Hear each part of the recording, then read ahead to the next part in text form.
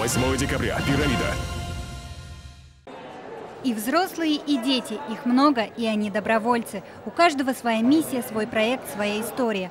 Алия Норова из Набережных Челнов 13, но цели уже взрослые. Научить детей с тяжелой патологией здоровья готовить самые простые блюда для того, чтобы в будущем они обеспечивали себя едой. А вот Елизавета Спиранская из Нижнекамска хочет обеспечить едой бездомных животных.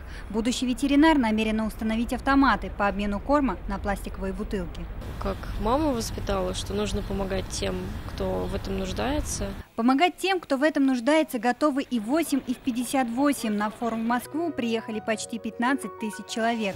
И все они схожи в главном. Мы все готовы подарить свое время другому. Очень похожи, чем они такие позитивные, жизнерадостные, активные. Желание помогать. Всего 12 номинаций, 3 возрастные категории. Победителям конкурса – гранты на реализацию проекта. 2018 год, год добровольцев, подходит к концу. Но чтобы делать добрые дела, поводов не надо. Ребята из Татарстана доказали, главный добровольческий ресурс – это время, а лучшая благодарность – человеческое спасибо. Лилия Кашфарова, Ильшат Мухаметов, ТНВ, Казань.